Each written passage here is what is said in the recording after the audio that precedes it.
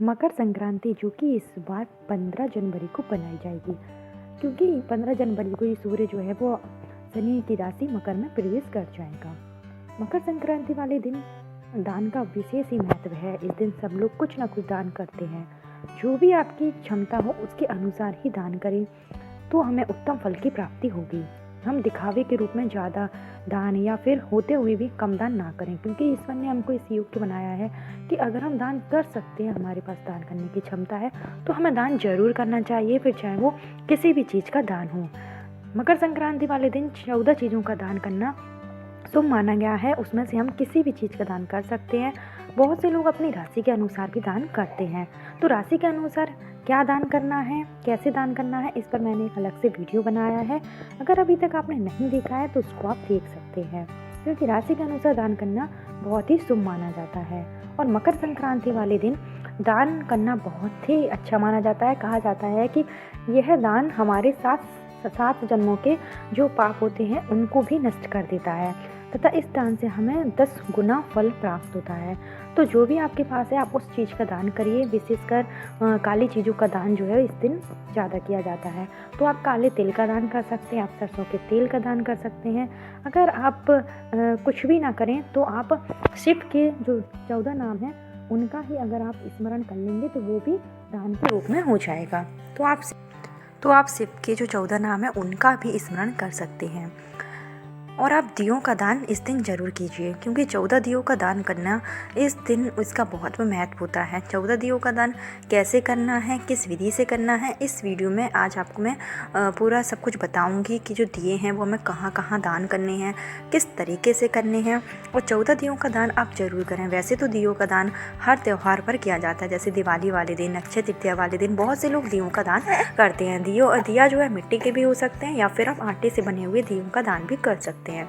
अगर दिया आटे से बने होते हैं ना तो दान करना इसका जो महत्व है वो और भी बढ़ जाता है।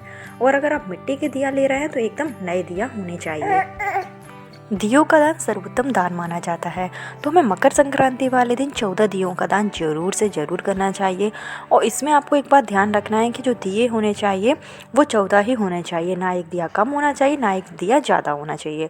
टोटल हमें 14 दिए लेना है जो कि एकदम नए होने चाहिए। और उसमें हम कोई भी बाती या तो गोल हो या फिर लंबी बाती हो, वो देवता के अनुसार, क्योंकि अलग अलग देवता को अलग अलग तरीके की जो बाती है वो लगाई जाती है। तो मैं आगे आपको बताऊंगी कि हमें किस बाती का यूज़ कहाँ करना है। तो इस तरीके से आप ना 14 दिए का दान जरूर करिए। और ये 14 दियों का जो दान है वो घर में कोई भी कर सकता है। आपके घर में अगर बड़ी माताएं बहनें हैं, अगर वो ये दान करती हैं तो इसका जो फल है वो ज़्यादा उत्तम प्राप्त होता है। वैसे जो भी आपके घर में हो आप। तो चलिए जानते हैं कि दिया हमें किस तरीके से जलाना है और किस समय पर जलाना है। तो दिया आपको या तो सुबह के टाइम जलाइए या फिर आप शाम को सायंकाल में जलाइए। जब सूर्यास्त हो जाता है तुरंत उसी टाइम पर आपको दिया जलाना है। और दिया आपको जलाना किस तरीके से, आपको क्या करना है, थाली ले लेना है। थाली लेकर आपको 14 दिए रखना है और 14 दिए आपको एक साथ ही जलाना है। इस बात का ज़रूर ध्यान रखिएगा। ऐसा नहीं है कि आपने एक दिया आज जला दिया तो एक दिया आप दूसरे दिन दान कर रहे हैं, ऐसा नहीं है। 14 के 14 दिया आपको एक साथ दान करना है। और दिया के लिए आप कोई भी तेल का यूज़ कर सकते हैं। वैसे आप तिल का अगर यूज़ करते हैं तो ज़्यादा अच्छा माना जाता है, क्योंकि जो तिल का तेल होता है वो मकर संक्रांति वाले दिन दान करना ज़्यादा।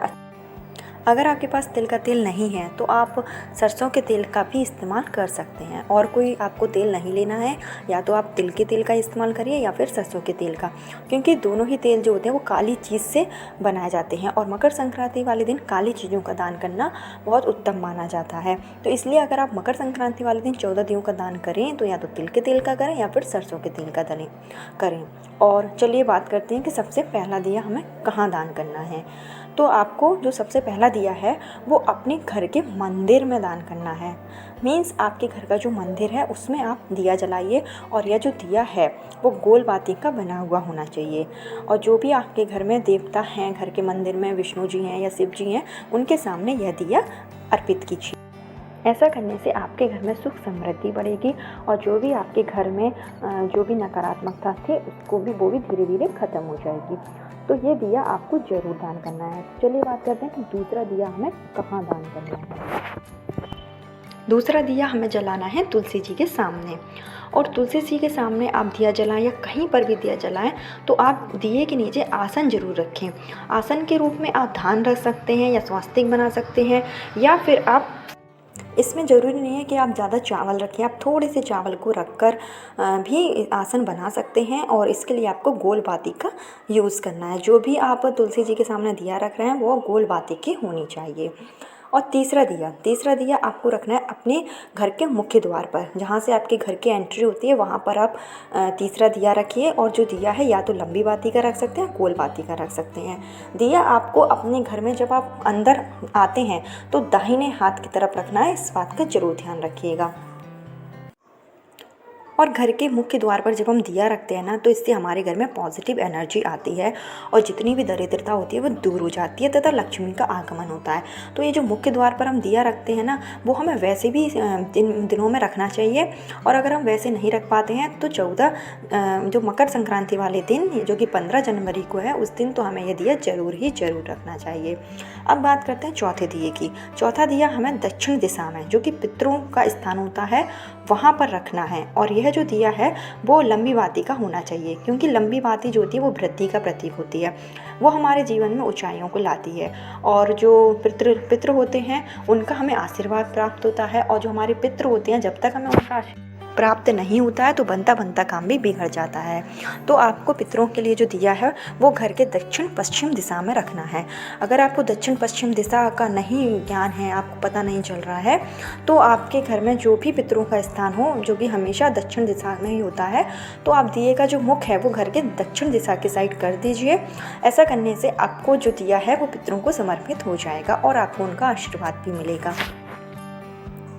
और पांचवा दिया आपको नदी, सरोवर, कुआं या किसी बावड़ी के स्थान पर रखना है जहां पर पानी बहता हो। बहते हुए पानी में ये आपको दिया रखना है, इस बात का ध्यान रखिएगा। और अगर आप नदी सरोवर में नहीं जा पा रहे हैं तो आप अपने घर में ही जहां आपका पीने का पानी रखते हैं, जहां मटका रखते हैं, वहां पर आप ये दिया रख सकते हैं। और ये जो दिया है वो लंबी बाती का ही होना चाहिए, इससे हमारे घर में खुशियों का आगमन होता है। और जो छठवा दिया होता है वो हमें रखना है वृक्ष के समीप, ऐसे वृक्ष के समीप जिसमें देवी देवताओं का वास होता है। तो ऐसा वृक्ष जो है वो पीपल का ही होता है। पीपल के पेड़ पर अगर हम दिया रखते हैं तो कहा जाता है कि हम ब्रह्मा विष्णु महेश तीनों की पूजा एक साथ कर रहे हैं। तो हमें पीपल के वृक्ष के समीप एक दिया जरूर लगाना है जो कि लंबी बाती का ही हो, और उसमें सरसों के तेल का ही आपको इस्तेमाल करना है। सरसों पीपल के पेड़ में 64 कोटि जो देवी देवताएं होती हैं उनका वास होता है, इसलिए हमें पीपल के पेड़ पर अगर हम दिया जलाते हैं तो उससे हमारे जितने भी कष्ट हैं वो दूर हो जाते हैं। तो पीपल के पेड़ पर दिया का दान जरूर से ज़रूर करें। सातवां दिया जो हमें रखना है आंवला वृक्ष के समीप। आंवला वृक्ष अगर आपके घर के आसपास कहीं पर भी आंवला वृक्ष है तो उसमें आप लंबी बाती का दिया जरूर दान करें। और आठवां दिया हमें रखना है बेलपत्र के वृक्ष के नीचे। बेलपत्र के वृक्ष के नीचे अगर हम उसकी जड़ में दिया रखते हैं तो इससे हमें शिव जी का आशीर्वाद प्राप्त होता है जो साल भर हमारे ऊपर बना रहता है। तो हर मकर संक्रांति वाले दिन बेलपत्र के वृक्ष के नीचे एक दिया जरूर से ज़रूर जलाएं। नौवां दिया हमें रखना है कुल देवी के नीचे, जो हमारे घर की कुल देवी होती हैं उनके नाम का हमें दिया जलाना है, जिससे कि जो कुल देवी का आशीर्वाद है वो हमारे घर पर हमेशा बना रहे। 10वां दिया जो हमें रखना है भगवान शिव के मंदिर में। भगवान शिव का मंदिर जहाँ पर शिवालय होता है, जहाँ पर भगवान शिव के साथ में पार्वती जी, शंकर जी और उनके पुत्र कार्तिकेय का वास हो, सब लोग वहाँ पर मतलब उनका पूरा परिवार रहता हो, वहाँ पर हमें एक दिया जरूर जलाना है।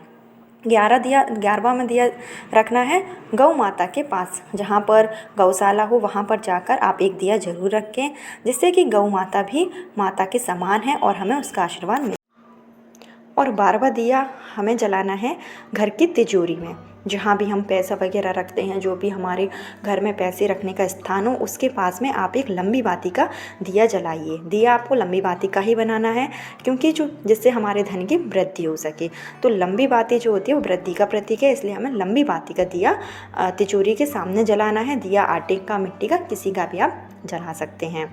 13वां दिया हमें जलाना है ऐसे मंदिर में जहाँ पे नवग्रह हों, जहाँ पर 9 ग्रहों का वास हो, जहाँ पे 9 ग्रह देवता हों, वहाँ पर हमें उस मंदिर में जाकर एक दिया जलाना है जो कि लंबी बाती का ही होना चाहिए।